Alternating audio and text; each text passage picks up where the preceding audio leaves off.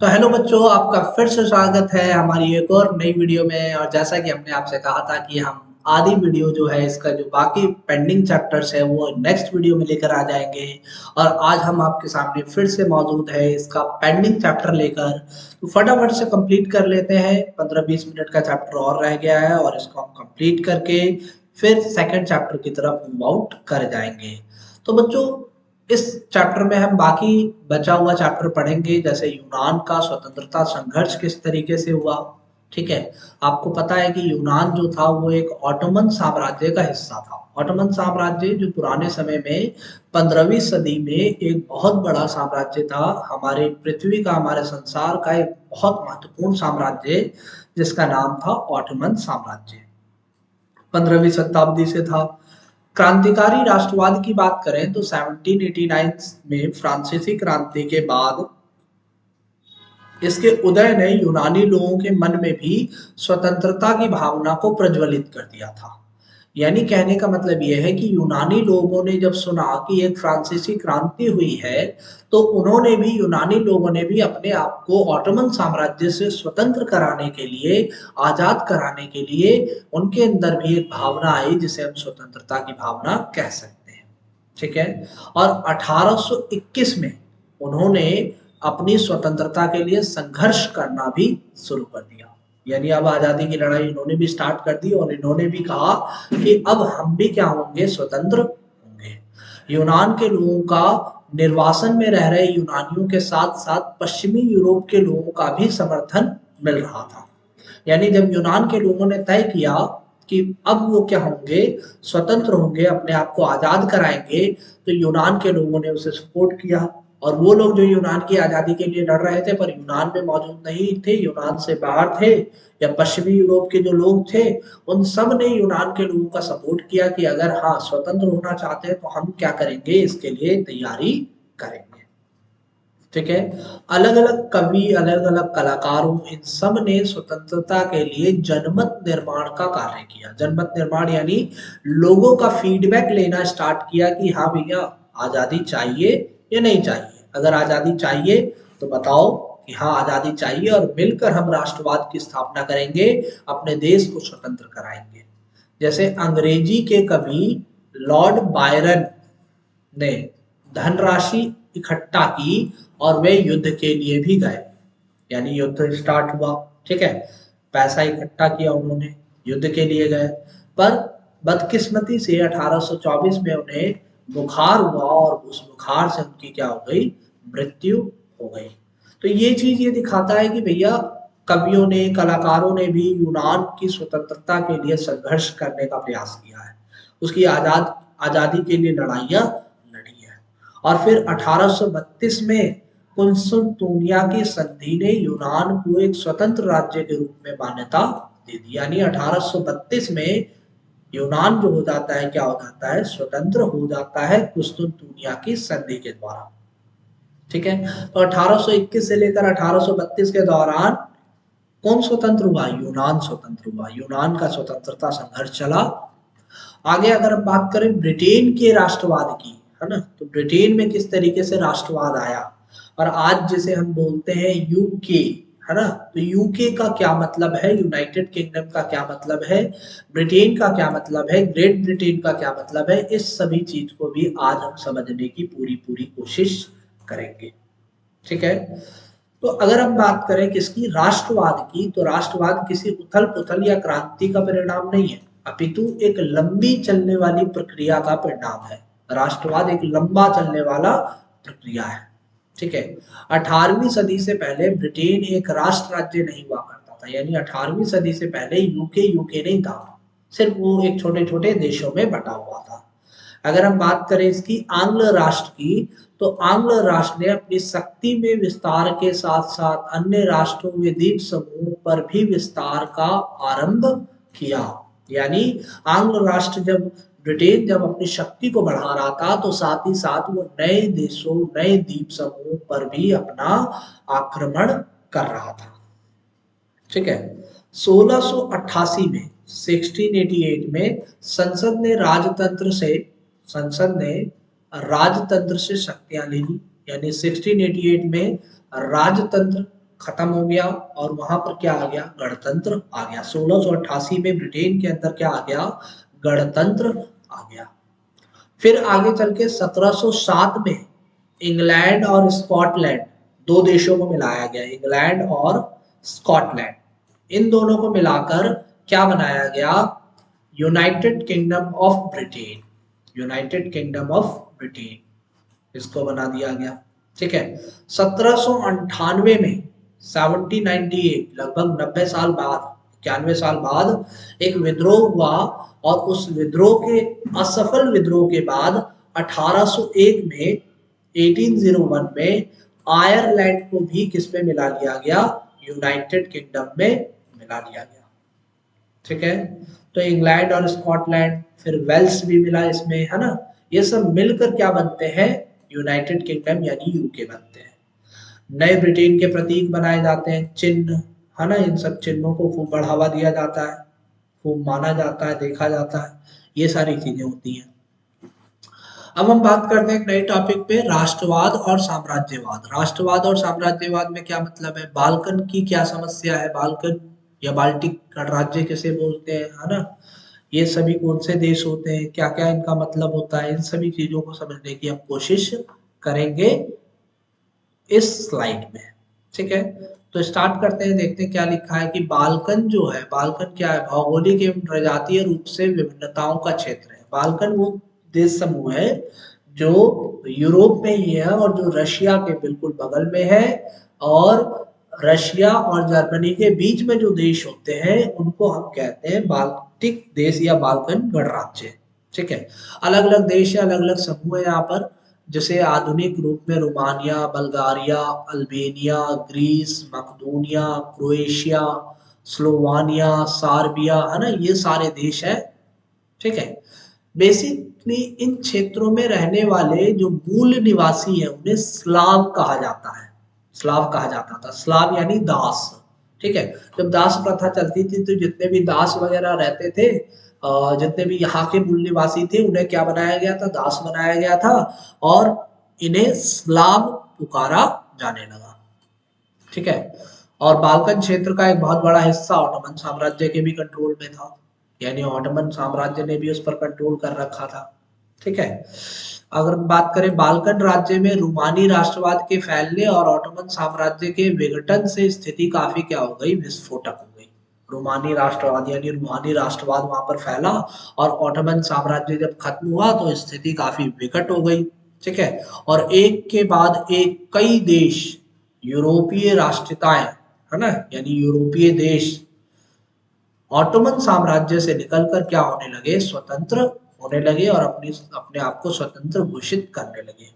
ठीक है, अलग अलग स्लाव राष्ट्रीय समूह ने अपनी पहचान और स्वतंत्रता की परिभाषा तय करने की कोशिश की और बाल्कन क्षेत्र में एक गहरे टकराव का क्षेत्र बाल्कन क्षेत्र बन गया, यानी काफी सारी समस्याएं वहां पर होने लगी जब देश अपने आप को आजाद या स्वतंत्र घोषित करने लगे। हर एक बाल्कन प्रदेश अपने लिए ज्यादा इलाके की चाहत रखता था, सभी देशों को चाहिए था कि उसके पास ज्यादा क्षेत्र आ जाए, इसलिए वो आपस में ही क्या होने लगे, लड़ने लगे, और इसी समय यूरोपीय शक्तियों के बीच में इस क्षेत्र पर कब्जा जमाने के लिए भी आपस में क्या होने लगी, स्पर्धा होने लगी। ठीक है, आपस में ये लोग भी लड़ने लगे, जिससे ये समस्या और गहरी हो गई, और यही समस्या आगे चल के क्या बनती है, जिस कारण से यहाँ पर अलग अलग युद्ध होते हैं, और इसी युद्ध की वजह से फर्स्ट वर्ल्ड वॉर स्टार्ट हो जाता है। ठीक है, तो इन समस्याओं के कारण ही फर्स्ट वर्ल्ड वॉर की क्या होती है, शुरुआत होती है। अगर हम आगे बात करें तो राज्य की दृश्य कल्पना, अब देखो हर एक देश होता है और उस देश की एक पहचान होती है, पहचान उसका तिरंगा हो सकता है, उसका झंडा हो सकता है। ठीक है, पर राज्य को अगर दृश्य रूप में, राज्य की अगर कोई तस्वीर बनानी चाहे, ठीक है, तो हम क्या बना सकते हैं, नक्शा बना सकते हैं। पर अगर मैं किसी चित्र की बात करूं, किसी दृश्य कल्पना की बात करूं, तो उसको किस तरीके से दिखाया जा सकता है, और सिंपल लैंग्वेज में समझाऊं मैं आपको, तो भारत के लिए भारत माता शब्द का प्रयोग किया जाता है। ठीक है, पाकिस्तान के लिए पाकिस्तान माता शब्द का प्रयोग किया जा सकता है। ठीक है, ऐसे ही आप अलग अलग देशों के लिए अलग अलग शब्दों का इस्तेमाल कर सकते हैं। जैसे 18वीं और 19वीं सदी में कलाकारों ने राष्ट्रों को चित्रित करने के लिए, जैसे वे कोई व्यक्ति हो, राष्ट्रों को नारी के रूप में दिखाना स्टार्ट कर दिया।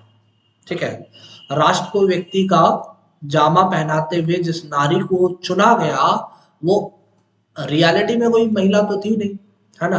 रियलिटी में कोई भारत माता है क्या? नहीं, रियलिटी में कोई भारत माता नहीं है, पर ये एक पहचान है, ये एक रूपक है।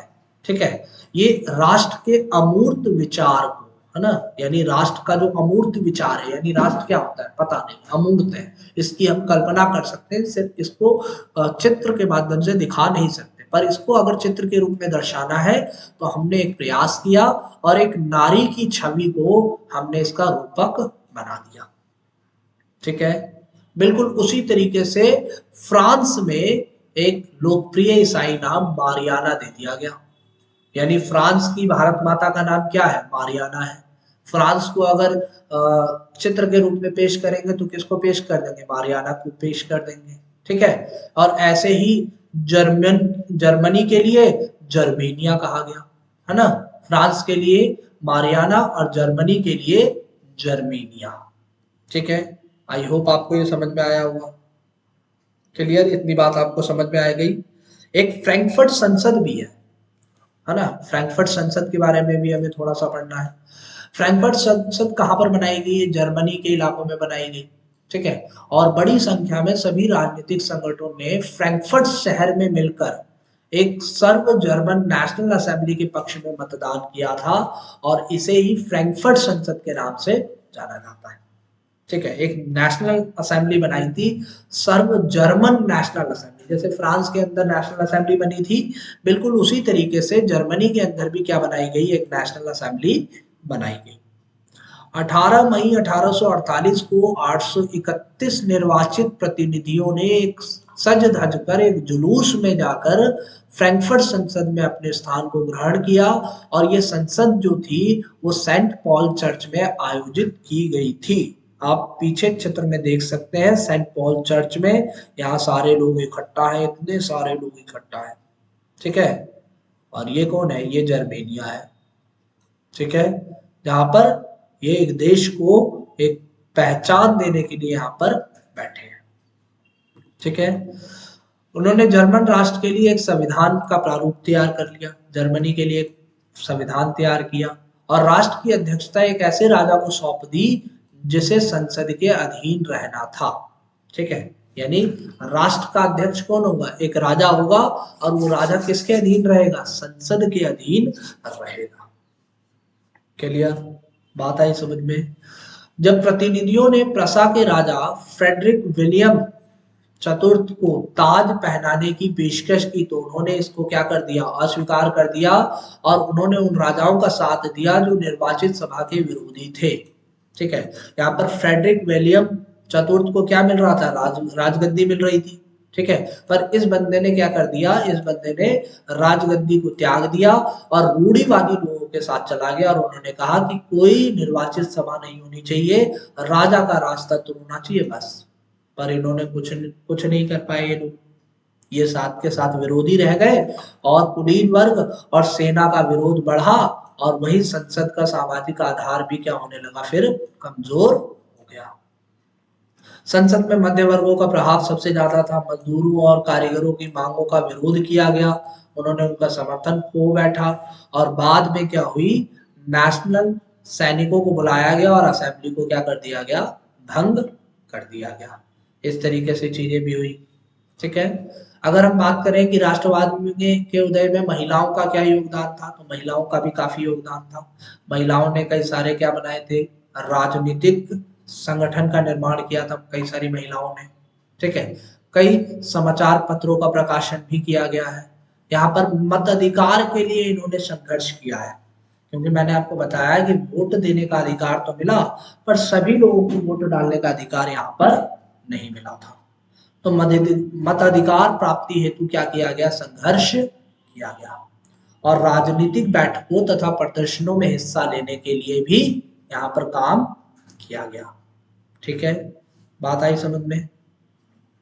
यहाँ पर कुछ प्रतीक चिन्ह है और उनका अर्थ है, जैसे प्रतीक है टूटी हुई बेड़ियां, इसका मतलब है आजादी मिलना, टूटी हुई बेड़ियां। बाज छाप वाला कवच, ये जर्मन समुदाय की शक्ति का प्रतीक है। बलूत की पत्तियों का मुकुट, ये वीरता का प्रतीक है। तलवार जो है वो मुकाबले की तैयारी को दर्शा रहा है। और तलवार पर लिपटी हुई जैतून की डाली, ये शांति की चाहत को दिखाता है कि शांति की इच्छा अभी भी है।